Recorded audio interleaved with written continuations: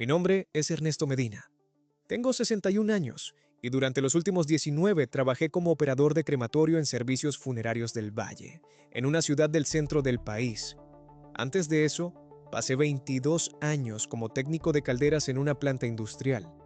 Entiendo la maquinaria, los sistemas de calor y cómo deben funcionar las cosas. No soy alguien que saque conclusiones apresuradas ni que crea en lo que no puede ver con sus propios ojos. Pero lo que ocurrió aquella noche de febrero del 2023 violó cada principio de lógica que he conocido. Déjame explicarte en qué consiste realmente mi trabajo, porque la mayoría de la gente no entiende lo que sucede en un crematorio. Opero hornos crematorios industriales, básicamente grandes cámaras que alcanzan temperaturas entre 760 y 980 grados centígrados. Mis responsabilidades incluyen recibir a las personas fallecidas que envían las funerarias, verificar la identificación y el papeleo, preparar el cuerpo para la cremación, operar el equipo y procesar los restos. Es un trabajo técnico que requiere atención al detalle y respeto tanto por el difunto como por sus familias. Manejas todo con dignidad, sigues los procedimientos exactamente y mantienes registros meticulosos, porque cualquier error es inaceptable. Servicios del Valle está ubicado en la zona industrial de la ciudad, a unos 3 kilómetros del río. Es una instalación independiente que atiende funerarias de toda la región. El edificio es una estructura de ladrillo de una sola planta, construida en 1987, con 2 cámaras de cremación, una sala de preparación, un área de oficinas y una sala de procesamiento donde reducimos los fragmentos óseos a cenizas. Normalmente, manejamos entre 8 y 12 cremaciones por día y operamos las 24 horas cuando es necesario para cubrir la demanda. Yo normalmente trabajo el turno diurno, de 7 de la mañana a 3 y media de la tarde, pero rotábamos a turnos nocturnos una vez cada 6 semanas para manejar el trabajo acumulado y realizar mantenimiento del equipo. Esta semana particular de febrero estaba cubriendo el turno nocturno porque nuestro operador regular de noche, Eugenio Millán, se estaba recuperando de una cirugía de rodilla. El turno nocturno va de 11 de la noche a 7 de la mañana y generalmente es tranquilo. Solo tú, las máquinas y el zumbido bajo del sistema de ventilación moviendo el aire a través del edificio. Ese martes por la noche hacía un frío brutal.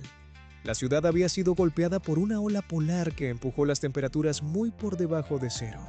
Recuerdo el hielo crujiendo bajo mis botas cuando llegué a las instalaciones a las 10:45 de la noche. Adentro, el edificio estaba cálido, tal vez demasiado cálido, porque los hornos generan un calor tremendo y el sistema de climatización lucha por compensar durante el invierno. Tenía 5 cremaciones programadas para ese turno. Las primeras 3 fueron exactamente como se esperaba. Las procesé entre las 11:30 de la noche y las 2:15 de la madrugada sin incidentes. Verifiqué el papeleo, preparé a cada persona, las cargué en el horno 1, monitoreé los ciclos y documenté todo en nuestro libro de registro. Procedimientos estándar, sin complicaciones. El cuarto caso llegó a las 2:20 de la madrugada en una camioneta de transporte de la funeraria Hernández y Reyes, del centro de la ciudad. El conductor era un tipo llamado Walter Cruz, con quien había trabajado probablemente 200 veces a lo largo de los años. Me ayudó a llevar el contenedor del cuerpo a la sala de preparación. ¿Algo inusual con este caso?, pregunté, como siempre hago. Walter negó con la cabeza. No, mujer mayor, muerte natural en casa. La familia viene el jueves a recoger la urna. Después de que Walter se fue, revisé el papeleo. La difunta estaba identificada como Dolores María Hernández, 84 años, fallecida por insuficiencia cardíaca congestiva en su domicilio 3 días antes. El certificado de defunción estaba firmado por el doctor Ricardo Palomares. La autorización de cremación estaba firmada por su hija, Patricia Hernández Vargas. Todo estaba en orden, completamente rutinario. Transferí a la señora Hernández del contenedor de transporte a mi mesa de preparación y comencé la inspección estándar. Era una mujer pequeña, tal vez 1,55 m, con cabello blanco y la complexión cerosa y grisácea típica de alguien que ha estado fallecida por 72 horas y debidamente refrigerada. La temperatura corporal era fría. Vestía un vestido floreado sencillo que su familia había proporcionado, sin joyas excepto por una delgada alianza de oro en su mano izquierda. Retiré la alianza y la coloqué en un sobre etiquetado para la familia. Luego, transferí a la señora Hernández al contenedor de cremación, una unidad de cartón reforzado diseñada para quemarse limpiamente. Documenté todo. Hora de preparación, 2:31 de la madrugada. Efectos personales retirados. Identificación verificada contra brazalete y papeleo. Luego, la llevé al horno 2, nuestra unidad más antigua pero todavía perfectamente funcional, y comencé la secuencia de arranque. Configuré la temperatura objetivo a 870 grados centígrados, que es estándar para una persona de su tamaño. La computadora registra todo el proceso. Lecturas de temperatura cada 30 segundos, tasas de flujo de gas, niveles de oxígeno, presión de la cámara. Todo se graba automáticamente. Cerré la pesada puerta de acero, activé el mecanismo de bloqueo y observé a través del puerto de observación mientras el quemador se encendía. El puerto es una ventana gruesa de cuarzo, de unos 25 centímetros cuadrados, que te permite monitorear el proceso de cremación. Las llamas comenzaron como un resplandor azul bajo. Luego, se elevaron a un rugiente naranja mientras la temperatura subía. A través del puerto vi el contenedor de cartón comenzar a carbonizarse y humear. Esta es la parte que siempre se ve más violenta de lo que la gente imagina. El fuego no se arrastra, ataca. En aproximadamente 90 segundos, el contenedor estaba completamente envuelto en llamas y el cuerpo de la señora Hernández quedó expuesto al fuego directo. El vestido se incendió inmediatamente. La temperatura de la cámara alcanzó los 475 grados a las 2:39. Anoté esto en mi libro de registro. Luego me alejé del puerto de observación para comenzar el papeleo de ingreso del quinto y último caso de la noche. Normalmente no volvería a revisar el horno hasta dentro de unos 20 minutos, una vez que la temperatura se estabilizara por encima de los 800 grados.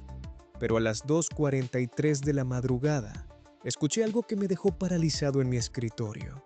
Una voz. No fuerte, no un grito, solo una voz apenas por encima de un susurro que parecía venir de la dirección del horno 2. Ernesto. Mi nombre. Claro como cualquier cosa. Una voz de mujer, delgada y temblorosa, como la voz de una mujer mayor. Me levanté de mi escritorio y escuché. Los únicos sonidos eran el rugido de los quemadores y el sistema de ventilación.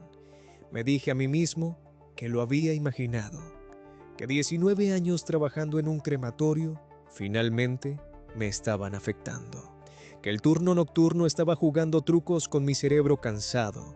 Entonces lo escuché de nuevo. Ernesto. Esta vez estaba seguro. Venía del horno 2. Caminé de regreso al puerto de observación y miré adentro. El indicador de temperatura marcaba 670 grados. A través de las llamas podía ver el cuerpo de la señora Hernández. Los tejidos blandos se estaban quemando. La ropa estaba completamente consumida. La piel comenzaba a carbonizarse y agrietarse, y su boca se estaba moviendo, no cayendo abierta de la manera en que una mandíbula naturalmente cae cuando los músculos y tendones se queman, moviéndose. Sus labios estaban formando palabras de manera deliberada y controlada, abriéndose y cerrándose como si estuviera hablando. Me alejé del puerto. Mi corazón latía con fuerza. Tengo 61 años. Tengo presión alta y tomo medicación para ello. Y parado ahí, a las 2:43 de la madrugada, me volví agudamente consciente de cada latido de mi corazón golpeando en mi pecho. Me forcé a mirar a través del puerto de nuevo. Su boca había dejado de moverse, pero entonces vi su mano derecha levantarse del piso de la cámara. No un espasmo, no una contracción. Un movimiento de levantamiento lento y controlado, y sus dedos se cerraron en un puño. La temperatura era de 730 grados. He visto contracciones musculares durante cremaciones. Todos los operadores las han visto. El calor hace que los tendones se encojan y contraigan, lo que puede hacer que las extremidades cambien de posición o que los dedos se curven ligeramente. Es un fenómeno conocido. pero lo que estaba viendo era diferente. Esto era movimiento coordinado. Esto era intencional. Su mano bajó de nuevo al piso y su cabeza giró aproximadamente 30 grados a la derecha, como si estuviera mirando alrededor de la cámara. Presioné el botón de apagado de emergencia. El gas se cortó inmediatamente. Las llamas comenzaron a disminuir. El sistema de ventilación cambió a modo de enfriamiento. Mis manos temblaban tan fuerte que apenas podía escribir en el libro de registro. Anoté: apagado de emergencia activado a las 2:46 de la madrugada. Posible mal funcionamiento del equipo. Comportamiento anómalo observado a través del puerto de observación. Esperé junto al horno mientras la temperatura bajaba lentamente. A través del puerto podía ver el cuerpo de la señora Hernández inmóvil ahora, parcialmente consumido, pero claramente ya no moviéndose. A las 3:15, la temperatura había bajado a 260 grados. Abrí la puerta de la cámara y miré adentro con mi linterna. Los restos estaban exactamente como deberían estar después de aproximadamente 45 minutos de cremación a alta temperatura. Parcialmente quemados, con la carne expuesta y el hueso comenzando a aparecer en algunas áreas. No había nada visualmente inusual. Cerré la puerta y reinicié el ciclo. El horno alcanzó la temperatura nuevamente y completó el proceso de cremación sin más incidentes. A las 5 de la mañana, los restos de la señora Hernández estaban completamente procesados. Hueso blanco fragmentado, exactamente como debería ser. Me senté en mi escritorio y traté de entender lo que había presenciado. Una mujer muerta, o verificada muerta por un médico, refrigerada por 72 horas, expuesta a temperaturas superiores a 700 grados centígrados. De alguna manera había movido su boca, levantado su mano y girado su cabeza. De alguna manera me había llamado por mi nombre a través de una pulgada de vidrio de cuarzo y el rugido de llamas industriales. Me dije que debió haber sido un fenómeno acústico, que el sonido de mi nombre fue creado por el viento moviéndose a través del sistema de ventilación o gases escapando de la cámara, o alguna otra explicación racional que simplemente no podía identificar en ese momento. Me dije que los movimientos fueron contracciones musculares exageradas por mi propio cansancio y el juego de luces a través de las llamas. Casi me convencí. El resto del turno pasó sin incidentes. Procesé la quinta y última cremación entre las 5:30 y las 7 de la mañana. Cuando llegó mi reemplazo, le hice entrega con normalidad y me fui a casa. No mencioné lo que había visto. No sabía cómo decirlo sin sonar como si me estuviera volviendo loco. Mi esposa Beatriz notó que estaba callado durante el desayuno. Le dije que estaba cansado del turno nocturno, lo cual era verdad. Me fui a la cama a las 8 de la mañana y dormí hasta las 3 de la tarde, pero mis sueños fueron perturbadores. Fragmentos de imágenes, llamas, huesos moviéndose. Una voz de mujer mayor diciendo mi nombre una y otra vez. Volví a trabajar esa noche todavía tratando de convencerme de que había experimentado una especie de alucinación inducida por la fatiga. Pero durante mi segunda cremación del turno, a la 1:42 de la madrugada, sucedió de nuevo. El sujeto era un hombre de 78 años llamado Lorenzo Portilla, que había muerto de cáncer de páncreas en el hospital regional 5 días antes. A 600 grados, mientras yo monitoreaba a través del puerto de observación, su brazo izquierdo se extendió hacia la puerta de la cámara. No un movimiento de contracción, sino un alcance deliberado, con los dedos extendiéndose como si estuviera tratando de agarrar la manija de la puerta desde adentro. La cámara no tiene manija en el interior. No hay manera de que alguien pueda abrir la puerta desde adentro, incluso si de alguna manera estuviera vivo y consciente a 600 grados centígrados. Observé por quizás 10 segundos mientras su brazo permanecía extendido, temblando ligeramente contra la presión del calor.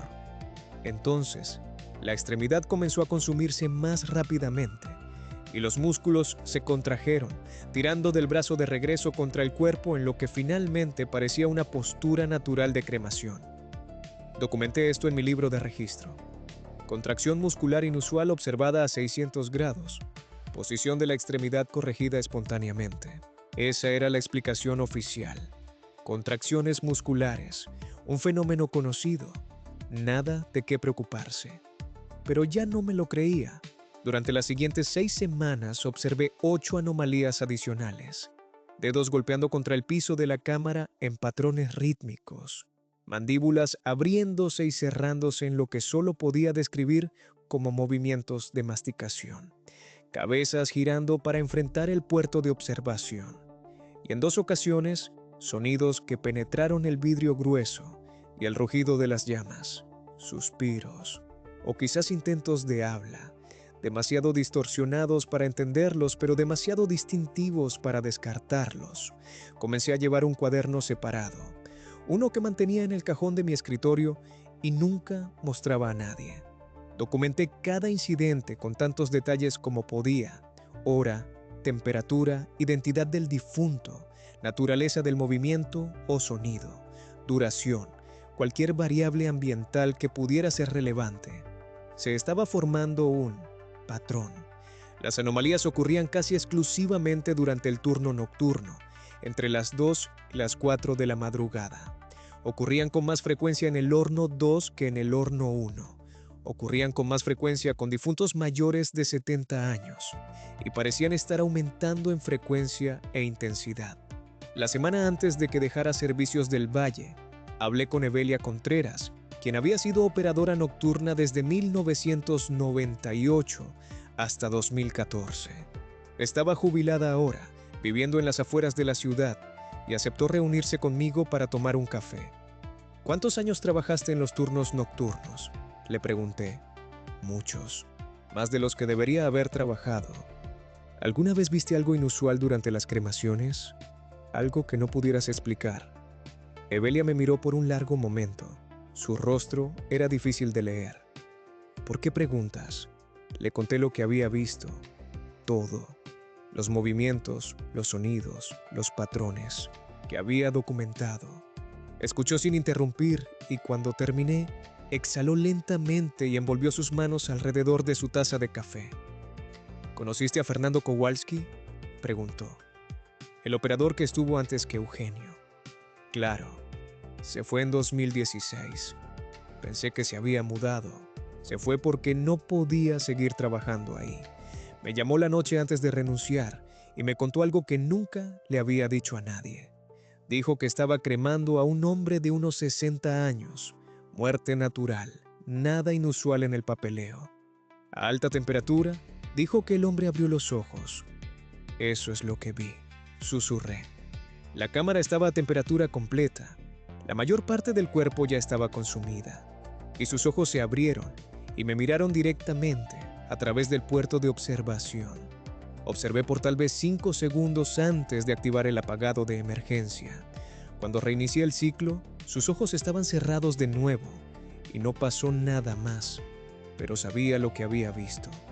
No podía seguir trabajando ahí después de eso. ¿Dijo algo?, pregunté. No lo sé, tal vez. Pensé que escuché algo, pero podría haber sido el equipo. Me dije a mí misma que era el equipo, porque de lo contrario habría perdido la cabeza. No es solo Kowalski, le dije.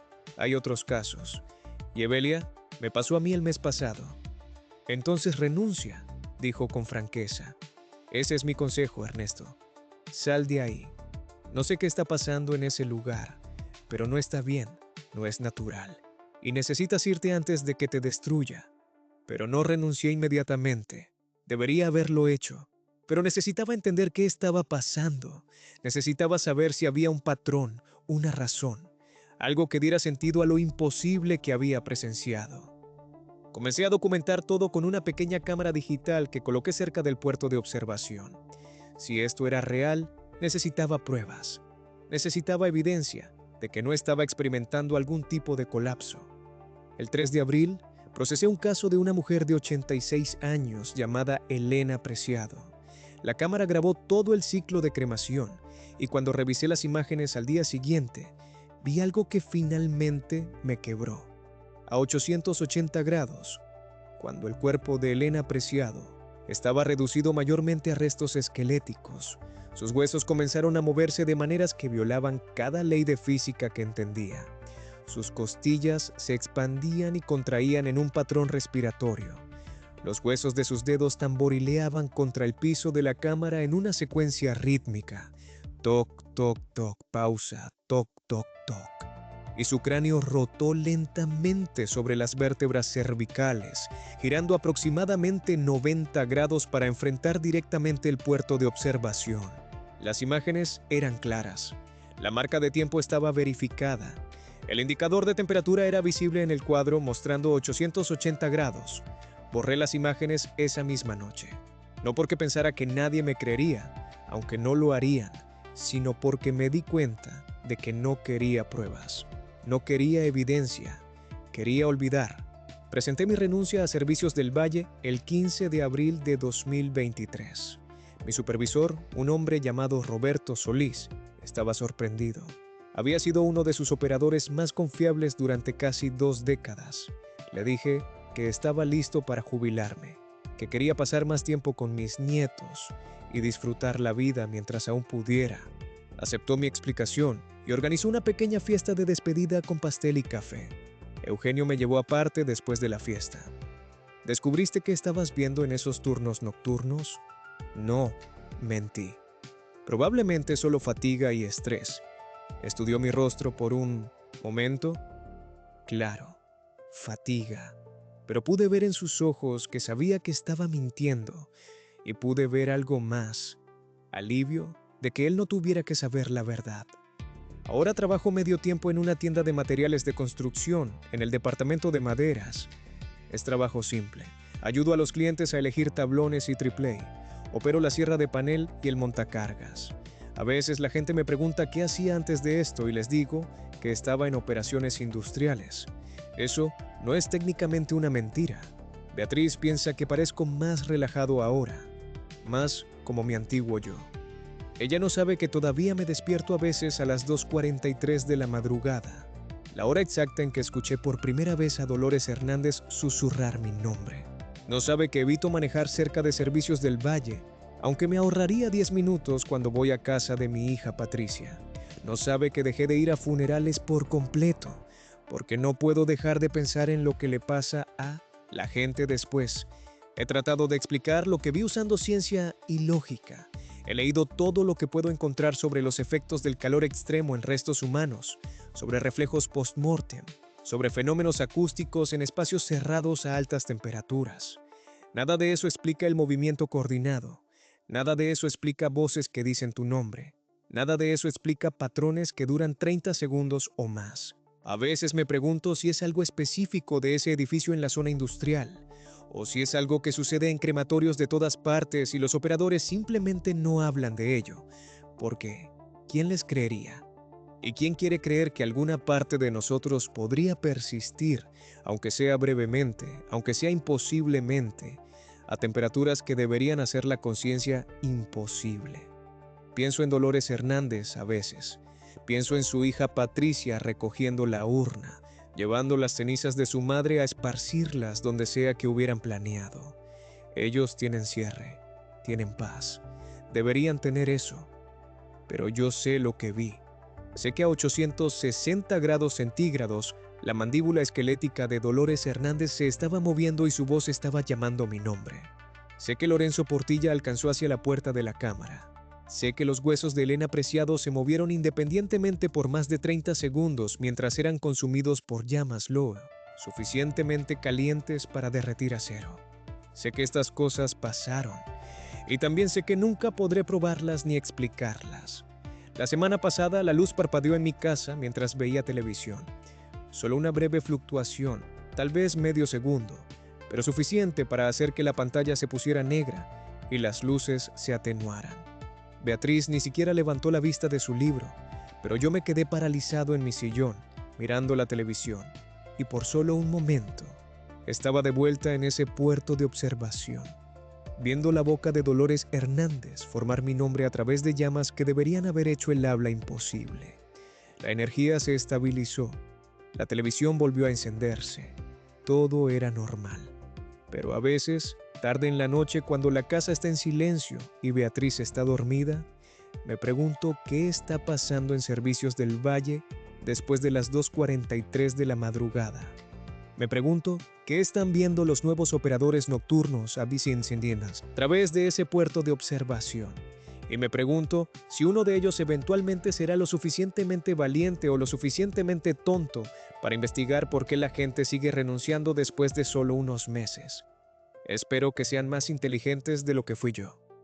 Espero que se vayan antes, porque algunas verdades son peores que la ignorancia y algunas preguntas nunca deberían ser respondidas.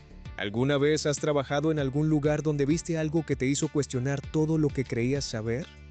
Necesito escuchar tu historia, porque todavía estoy tratando de entender la mía y no creo que alguna vez lo logre.